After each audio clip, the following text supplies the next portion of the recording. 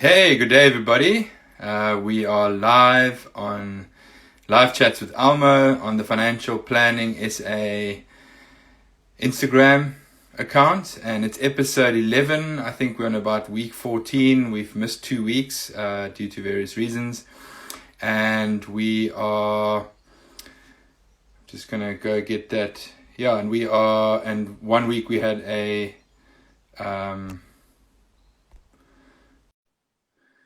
we had a we had to do a show over, so yeah. Just sorry, I'm just waiting here. Charles, hi, my man. Oh, there we go. All good, all Cool, I good. was just still doing some intros. We're on episode 11 of live chats with Almo on the Financial Planning SA Instagram account. So very excited to have you, Charles. And this is not our second amateur boxing match. Which is still to happen. We're waiting for sponsors. We're waiting for sponsors, yeah. Yeah, we're waiting Anyone for out sponsors. there?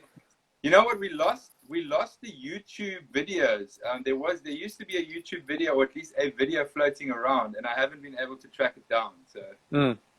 Well, unfortunately, that was before my time. I didn't own one of the fancy phones. I didn't even have a YouTube channel. So Okay. sorry to say. But then again, it's all stored in the CPU. Yeah, it's all there. But talking about that, this is your debut on Instagram Live, right? Yes, pretty much. Okay. That is right. But you do some content on YouTube. So on that note, tell us a little bit about what you do, how you earn a living, and how did it all start? I'd like you to do the introduction. I don't like to do the introductions for people. Well, first of all, let me just start off with how to pronounce my surname, because people, I get this a lot, especially when people are about to interview me for something. They'll be like literally 30 seconds before the show, dude, how do you pronounce your surname?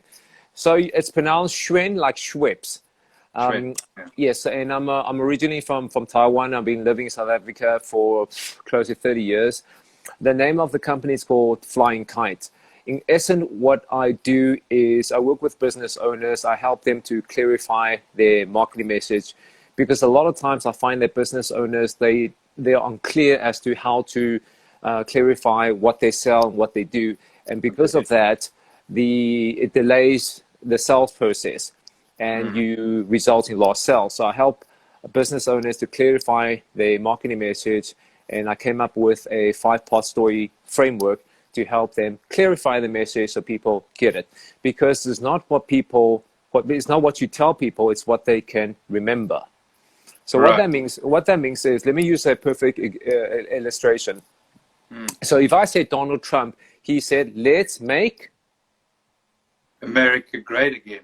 There we go. Don't And make what me say it. and what does Hillary say? Nobody knows. Okay, I don't know. Nobody knows. Exactly. That's my point. That's my Okay. point. Because it was a simple message. Let's make America great again. I ask every single person this, and they all know. But when it goes to Hillary, they go, because Hillary came up with 10 points. Nobody's going to remember anything. No one So can it's remember. exactly, it's about coming with a simple message and repeat over and over and over and over again. Because if people can't remember you, then why will they buy your product? You won't even be on their radar. So I started the company about 3 years ago, and how I came up with it is I was working at I've been in sales for the past 10 years, and I subconsciously, I was using storytelling to sell without knowing it's called storytelling. Sure. And then when I was working for a publisher, and I realized that what they were selling is selling stories. They were selling how entrepreneurs made money, and the people on the cover of the publication, their minimal requirement is they need to have 100 million rand turnover. Then I realized it's all about selling stories. And I just remember that I was using those methods, and it helped me with the sales. I was the top advisor for 3 years. I got promoted to manager. And then I started slowly training our colleagues. And then when I left the company, I decided to come up with my own framework, because a lot of the things I do is natural. And then when I start building the framework, then I can teach people how to do it. Yeah, I think often with sales, it's come to be. I've read sales books as well, and a lot of those people were doing something naturally that worked, and only afterwards, either themselves or maybe even someone else realized what their technique actually was, and then try to create a formula. So you're saying you created a formula for your business called Flying Kite. And Yeah. what do you enjoy most about doing that business? What do you enjoy You know what? about It's your job now? I 100% believe, especially now even more during COVID, that business owners are basically like the backbone of the economy. We cannot rely on government to employ, even though government talks about creating jobs, but you don't create jobs out of a vacuum. You create a business, and the business grows, and they employ people, and then they grow. Now, business owners, a lot of them, they're very good at what they do. So, for example, somebody that is very good at baking a cake, that's their craft. Their craft is not to articulate it. Their craft is taste my cake. But I will work with people like that to kind of come up with a unique selling point, a unique selling proposition. And then, so when next time if you run into somebody that you know and they say to you, what do you do? Then you can come up with your own unique line.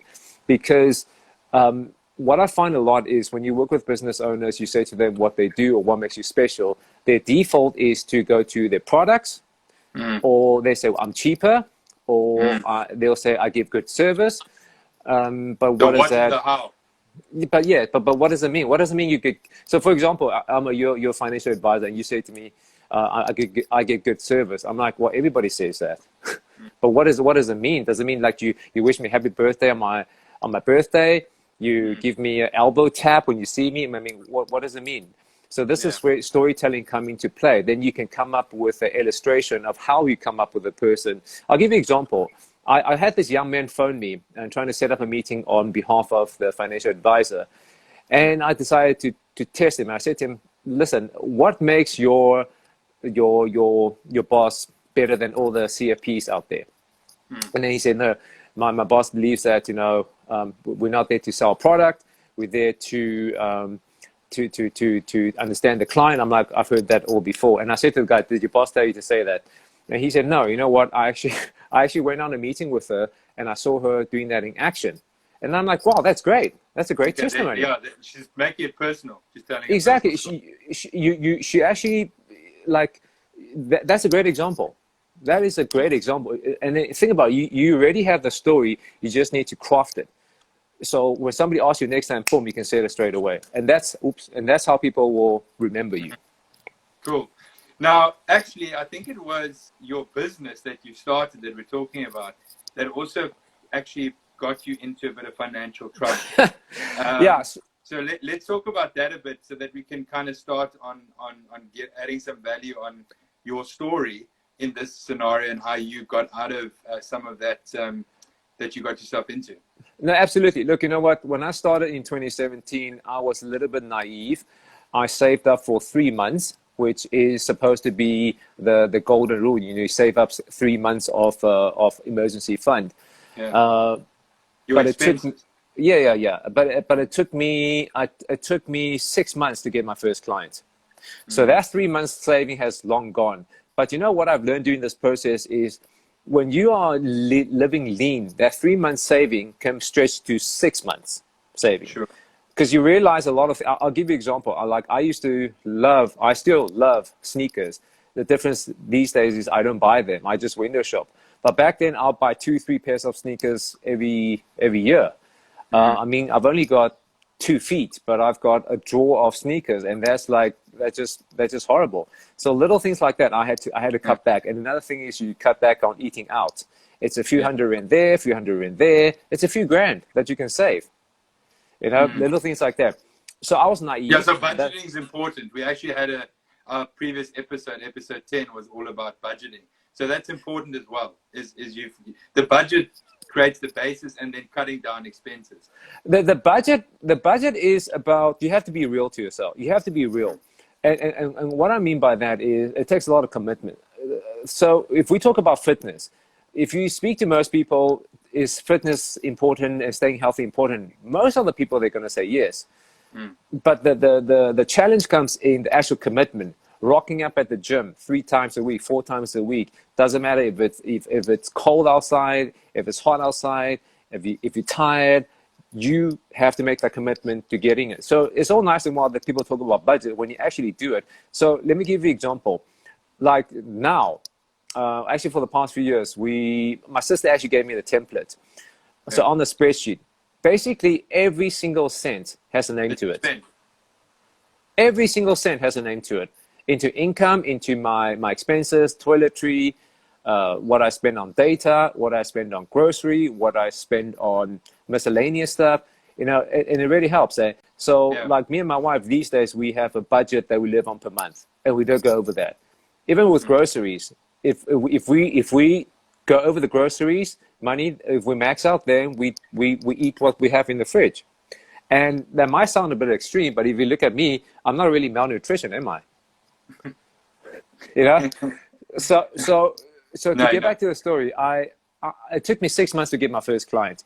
And then you start dipping into and just a disclaimer, I have never ever been credit card debt before I started my business. So for me, I wasn't used to it because I never spend more than I earn.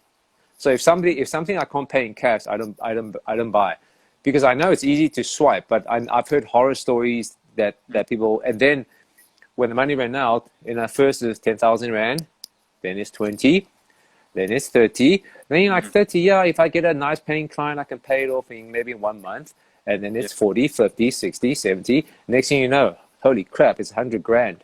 Spirals, yeah. It really spirals, and what scared me is it's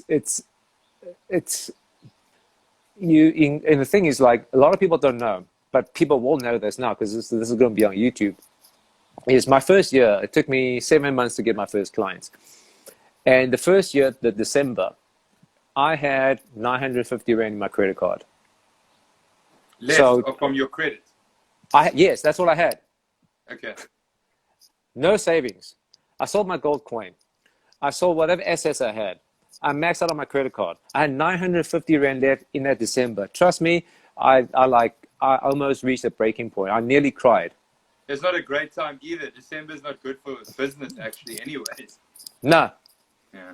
And like, I know, like, my friends wanted to meet up in December, and then not that many of them know the situation, because, especially my parents, I didn't tell my parents because I didn't want to stress them out. They are retirees, and I didn't want to stress them out, and it was tough.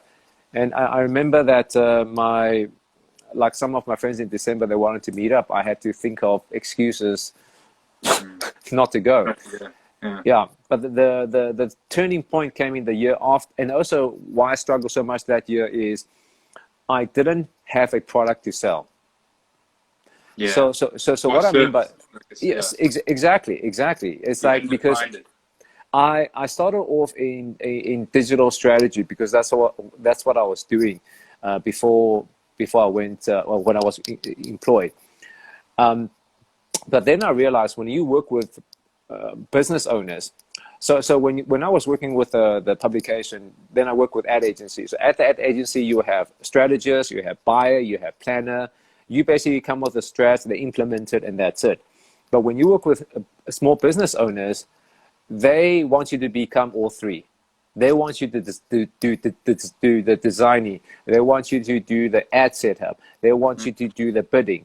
I can do that, but that's not my speciality. And that's going to take me a long time to learn what a graphic designer had learned in 10 years. Yeah. Yeah. But were you clear to them about what you're good at and what you're not good at? Yes. And at the same time, if you say that during meetings, if you say that, you can see the look on their face of disappointment. Because they basically, and I understand, because they have restricted budgets. And then I realized, wait a minute, I need to kind of, I don't want to use the word, there's a buzzword that I hate. People use it all the time, pivot. So I'm not going to use that word. It's been used a lot lately. Exactly, because I think people have been pivoted to death by now. So I had to really think about what really made me stand out. And it wasn't actually so much in digital marketing, it was actually the ability to sell. And I was just selling digital marketing, but now I need to teach people how to sell. And that was a turning point.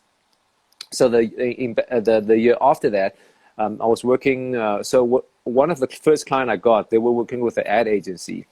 And from working with the ad agency, they like my work, they like my style, and then they needed a guest speaker to do a guest speaking at the client day, and they invited me to the guest speaker, and then so one guest speaking gig turned to another, and then I got to do some guest speaking for one of the banks, and that helped a lot with because perception is reality. Because they will market on your behalf, you get to make connections, and it just grew little by little, little by little, little by little. Cool. So now, was this period where you made your worst money decision, or what's the worst money decision that you think you've made? The worst money decision I've made. That's a great question, and I don't think I have. Well, the only thing I can really think of is actually all the money I spent on shoes, because that is literally like instant gratification and it served no purpose. And we all have it. For some people, it might be video games. For some people, it might be drinking. For some people, it might be binge watching on Netflix. We all have that little something. So that's probably the worst money decision I've ever made. Unnecessary spending on shoes. Yeah, pretty much. Because if I look at I own more than 15 pairs. And you know the cost of the price of these sneakers. I mean, you do the math. It's a lot of money. Like, it's a lot of money. It's not like it's been signed by Michael Jordan or Kobe Bryant. That's a different story. Yeah. It's been signed by nobody. Yeah. So it's pretty much worthless. So in terms of the worst money decision, I say it's probably the money I spend on sneakers. Okay, so but you also, in this time that you had 3 months savings, which wasn't quite enough, and I think we've also learned from this period in this year that the golden number is probably not 3 months; it's probably more like 6 months emergency savings for whatever purpose. So you kind of also got your business going after about 6-7 months, but now you had this credit card debt. I think you mentioned it was over 100K. 120 to be exact. 120. Okay, and you had 950 left in December. You got your first client, obviously, so that helped. Was that the first relief? But give us a little bit of insight about how you then actually, how it got paid off and what you did. Look, you know what? Two things. Number one, I spent a lot of time in prayer, and because there's a lot of wisdom to be learned especially in Proverbs. There's one of my favorite, which is the borrower is a slave to the lender. Okay, good life lesson wherever it's from.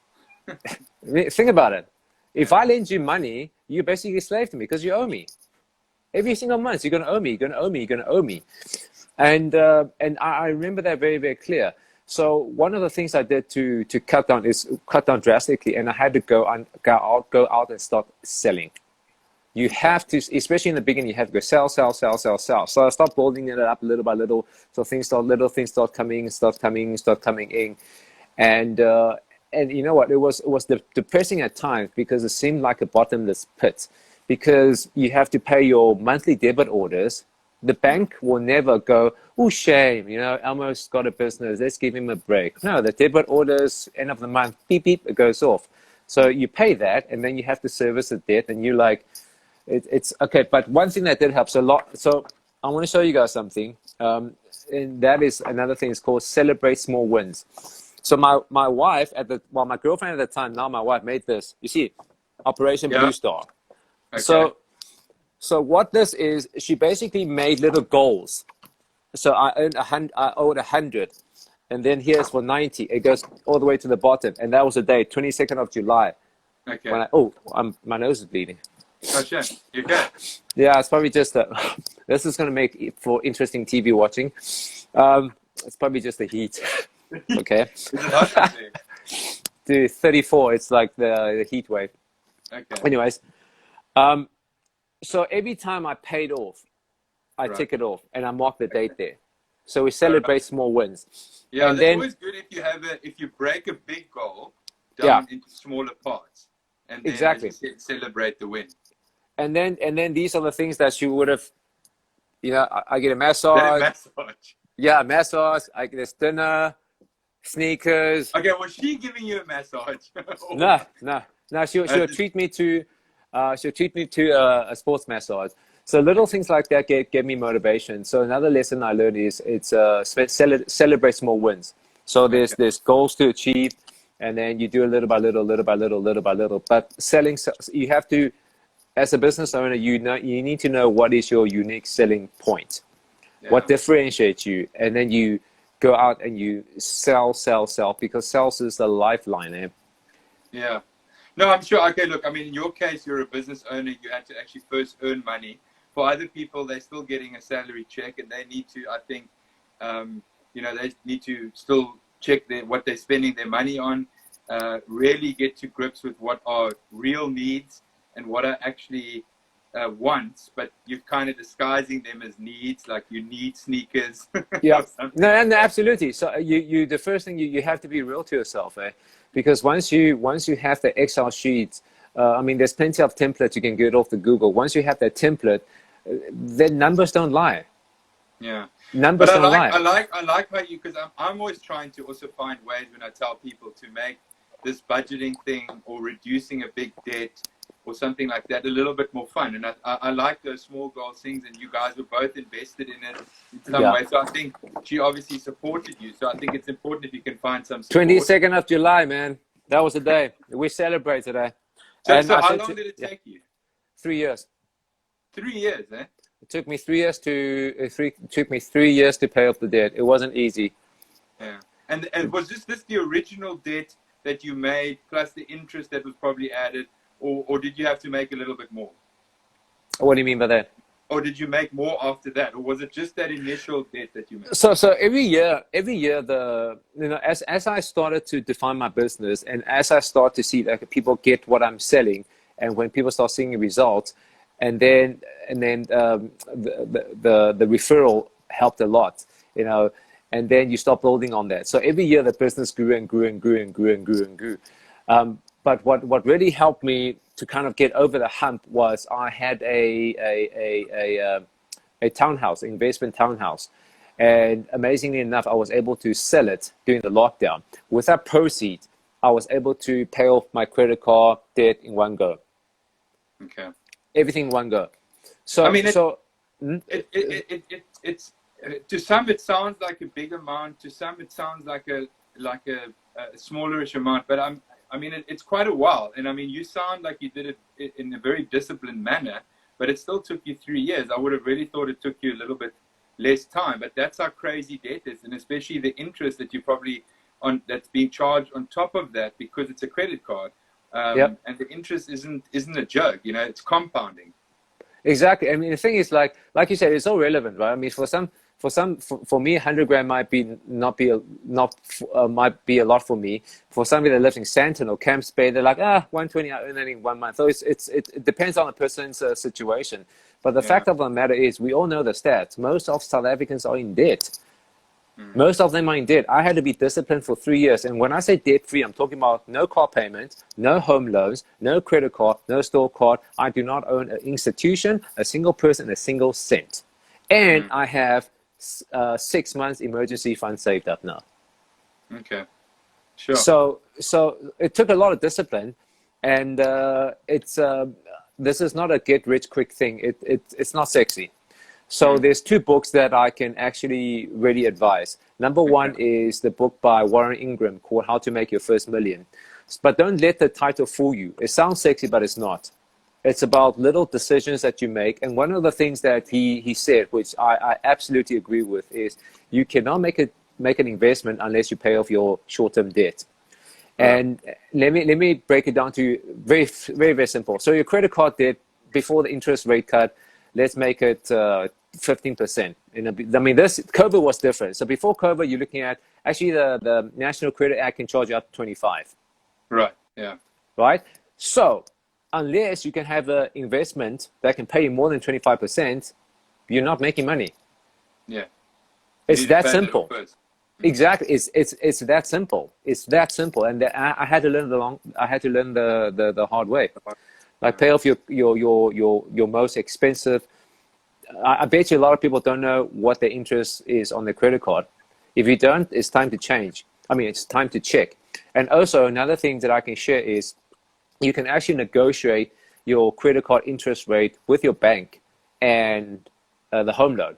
Because Right. I do that every single year. I just phone them. I used to say to them, listen, I hope nobody from the bank is watching. I actually asked them, so how do you decide on people's credit? They will say the usual stuff. If you pay on time, if you have ever missed a payment, if you get a regular income, all those things. So tick, tick, tick, tick, tick. Then you say to them, well, if I tick all those things, I'm low risk. So I should get a favorable interest. And you negotiate. Right. So another That's what I book you did said, 3 years in a row. Warren Buffett, you had a Negotiate. second one? The second one is more about a mindset. The second one is from a guy called Craig Rochelle. It's called Hope in the Dark, because it can be very dark. It can be very, very dark in terms of that it's like a bottomless pit. The death thing is crushing. It might break relationship. It might break marriages. It really helped me a lot, because there were times that I said to myself, I can't do this anymore, and maybe I should go look for a job. You know, go look for corporate, go work in Joburg again. And believe it or not, there were times I went for job interviews, and I'm so glad those people never offered me a job. Otherwise, I think I would have taken it. So thanks for those people that never employed me. So, and if you could go back and change anything, especially this last period where you started your own business, where you got into this debt, and then obviously got out of it, which is a great achievement. Is there anything else that you would read if you redid it that you would do differently? Look, you know what? If it depends if somebody is. So let me say, if you have a stable job, say 3 months emergency fund minimum, okay. If you're self-employed and your salary your income goes up and down, then I advise you to save up 6 months. Because look Maybe what COVID more. happened. Yeah, exactly. Look what COVID. I mean, for people that earn salary, COVID happened, and then they didn't have any income because they used to earning a big fat. I mean, I spoke to one financial advisor, and the person told me there's lots of tears, even from high earners that used to earn 100 grand a month. They're crying now because they got axed, and they used to living in fancy houses, private schools, this and that. So it's very, very important to have emergency fund.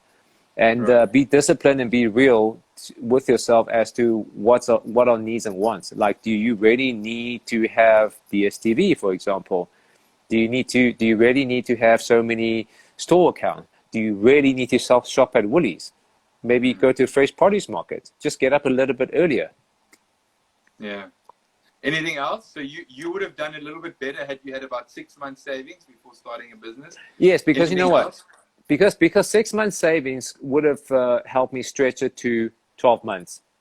So what that means is when you're starting off a business, you have more runway, and you have less stress because of that. Because when you're starting, I've spoken to so many business owners. The first 3 years for them is always the toughest. 90% of the business fell within 3 years. These are global stats, we all know.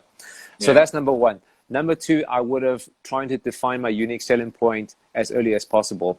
Yeah, before starting the business, actually. Exactly. Yeah. Exactly. Okay. Charles, I mean, the one thing it's a great story. You know, number one, you started a business. It's now relatively successful. You're doing quite well. You got into debt because of the business. You got out of it. You had support from your girlfriend, who's now your wife. Is there anything else that you want to tell us, that you want to share in terms of your situation, your business, advice out there? I think it's a great time to start a business, because you know what? I've spoken to quite a few friends, and they stayed in corporate because it was safe. But now some of them might have been retrenched, or some of them think they want to start a business. And I think it's a really good time, because what is the worst thing that can happen? You're getting credit card debt, like me. But you know, miracles happen. I mean, the mere fact that I sold my house this year is a miracle. But it I really mean, you is a also miracle. had a house to actually sell, so we need to have something that Yes, we might and have that again, to sell. that came with discipline. I had to save up. I had to save up more than 10% to put on a deposit. If I spend that on going out, wine and dine, I wouldn't be, or holidays. You have to make a trade-off here and there. I decided years ago I wanted to buy an asset. So I sacrificed from going out from spending, buying a fancy car. So I was able to, I'm actually very glad you brought that up. I sacrificed the short term, so I was able to buy an asset, that asset to bail me out. If I was spending like every single month, I would have gone bust within 3-4 months. Yeah, yeah. Oh, sure. Let me check. There's a couple of questions here as well. The other thing I want you to talk about quickly, Charles, is you seem to have done this on your own, except obviously maybe some reading that you did.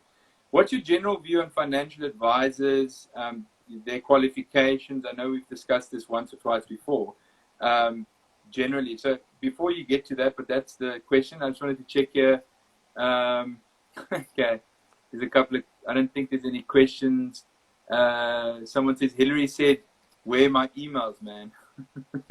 Where my emails? Where my emails? Yeah, I know it was the whole email scandal. I think the only one thing that sticks out in my mind is probably this whole Pizzagate thing, whatever that is. But you're right, she didn't have a tagline. So someone asked you, where can we find the storytelling framework, Charles? You can go onto my website, flyingkite.co.za, or check out my Instagram. And on the website itself, there's a storytelling workshop, and the framework is there. And there's also a ebook for people free to download. It's called "Refuse to be Boring," because boring doesn't sell. It's basically like a intro for people that are non-marketers. So I break it down for you. But if somebody was on your website, yeah, it's free to download, and the framework is there. So the framework gives you basically, I'll break it down. I'll break it down quickly. It's the STORY story. The framework that's it. So S stands for simple. The T stands for tangible, meaning something concrete. The O stands for original. The R stands for reliable. And the Y stands for yearning for more. So what that means is when you tell a story that needs to be memorable, you need to, first of all, S for simple. Simple story, so I understand it. Tangible, meaning that use concrete words. Don't use abstract words. O stands for original. Surprise me with something. Like, for example, if you watch CSI, most of the time you know how it's going to start and how it's going to end. There's no surprise. But if you look at a show like Modern Family of Game of Thrones, you can't wait to watch the next one because you don't know what's going to happen. The good guys are bad. The bad guys get killed. What's going on? It keeps you guessing. Sure. And the R is reliable, meaning that how do I come up with case studies so you believe what I say? Okay. And the Y stands for yearning for more, meaning that I need to give you a reason to care. So when you put all those elements together, you can build a good story. That's awesome.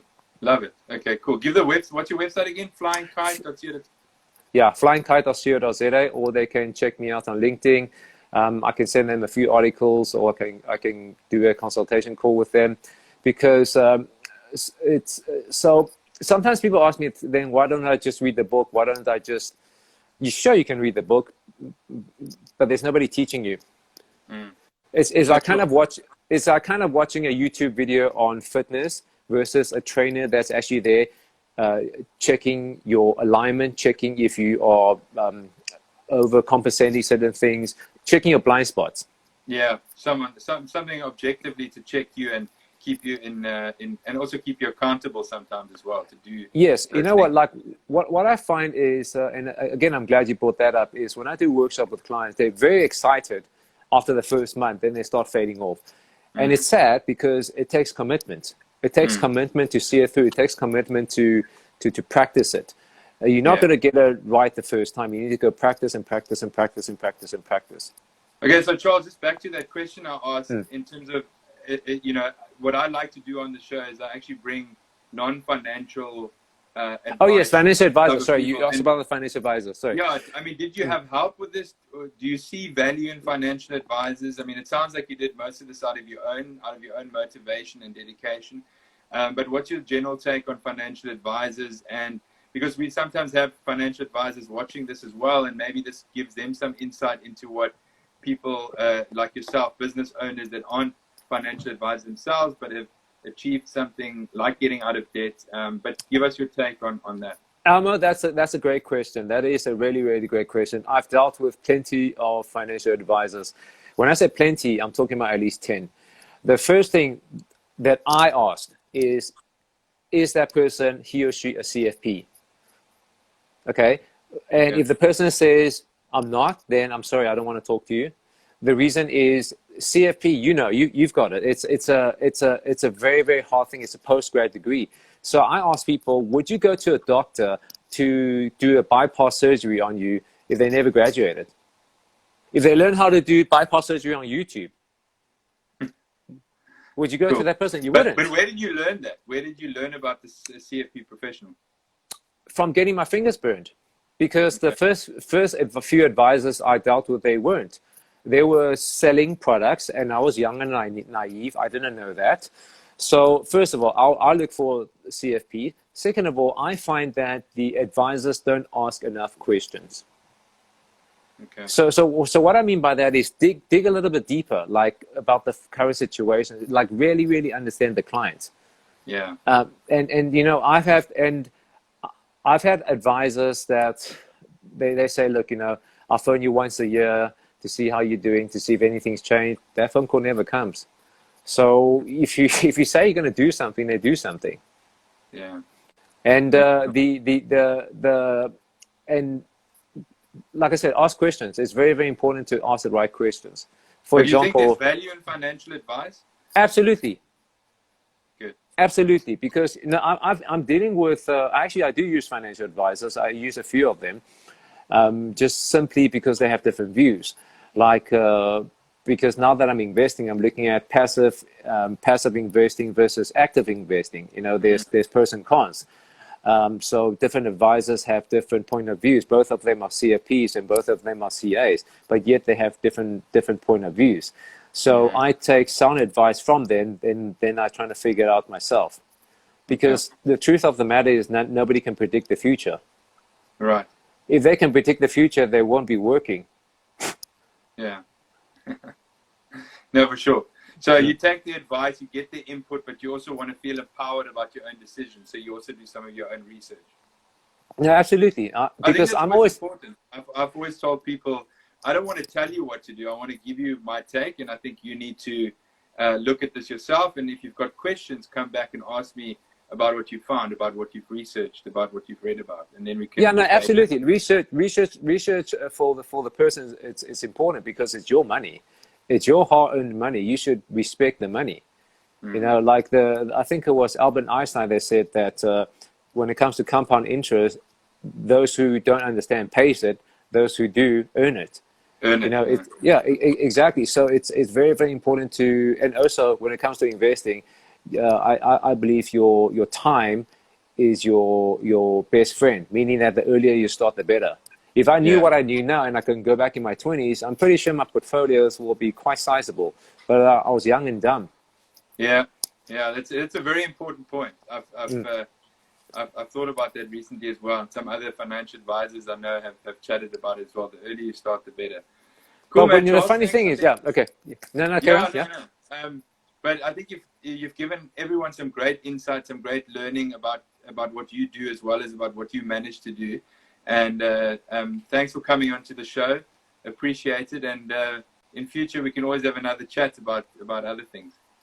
For sure, man. And I saw there were a few comments about somebody said I bash sneakers. Not at all. I love sneakers.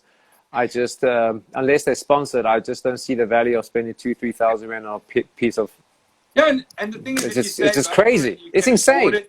Buy a sneaker once in a while. Just don't let it get you into major trouble, and you don't have to keep buying them all the time. I got a closet full. I mean, I've got 15 pairs. I mean, I have a problem. So these days, I'm like, no, I don't buy it. I stay away from it. When there's know when to stop. Cool, Charles. Thanks so much. I appreciate it, bro. Thanks for your time. Good, man. Cool, man. Cheers.